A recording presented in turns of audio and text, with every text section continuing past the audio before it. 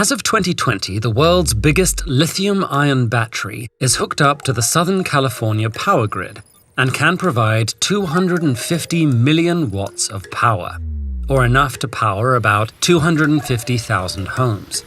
But it's actually not the biggest battery in the world. These lakes are. Wait, how can a pair of lakes be a battery? To answer that question, it helps to define a battery. It's simply something that stores energy and releases it on demand. The lithium-ion batteries that power our phones, laptops, and cars are just one type. They store energy in lithium ions. To release the energy, the ions are separated from their electrons, then rejoined at the other end of the battery as a new molecule with lower energy. How do the two lakes store and release energy?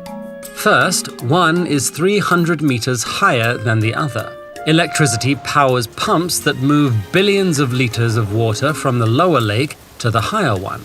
This stores the energy by giving the water extra gravitational potential energy. Then, when there's high demand for electricity, valves open, releasing the stored energy by letting water flow downhill to power 6 giant turbines that can generate 3 billion watts of power for 10 hours. We're going to need more and more giant batteries. That's because right now, generating enough electricity to power the world produces an unsustainable amount of greenhouse gas, 14 billion tons per year. We'll need to get that number down to net zero. But many clean energy sources can't produce electricity 24/7. So to make the switch, we need a way to store the electricity until it's needed. That means we need grid-scale batteries big enough to power multiple cities. Unfortunately, neither of the giant batteries we've talked about so far can solve this problem. The two lakes setup requires specific geography, takes up a lot of land, and has high upfront costs to build. The giant lithium-ion battery in California, meanwhile, can power about 250,000 homes, yes, but only for an hour. Lithium-ion batteries are great for things that don't use a lot of power, but to store a lot of energy, they have to be huge and heavy. That's why electric planes aren't a thing.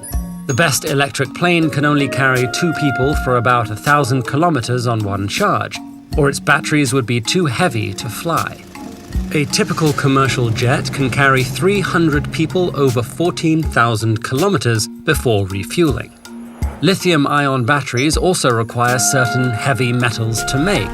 These resources are limited, and mining them often causes environmental damage. Inventors all over the world are rising to the challenge of making batteries that can meet our needs, many of them even weirder than the two lakes. One company is building a skyscraper battery. When the sun is shining, a crane powered by solar energy piles blocks on top of each other in a tower. At night, the cranes let gravity pull the blocks down and use the resulting power to spin generators. Though there have been some early setbacks, another promising approach involves heating up salts until they melt. The molten salts can be stored until there's a high demand for electricity, then used to boil water. The steam can power turbines that generate electricity. Another idea: biobatteries made from paper, powered by bacteria and activated by spit. Bacteria release energy in the form of electrons when they metabolize glucose, and at least one species of bacteria can transfer those electrons outside its cells, completing a circuit. While these batteries won't power a city or even a house, they don't have the waste and cost concerns of traditional batteries. From vast mountain lakes to microscopic bacteria, from seawater batteries that bypass the need for heavy metals to nuclear batteries that power deep space missions, we're constantly rethinking what a battery can be. The next unlikely battery could be hiding in plain sight, just waiting to be discovered and help us achieve a sustainable future. This one angry frog can teach you everything you need to know about climate change. Watch this video for the full story or learn how boring old cement might be about to change the world again.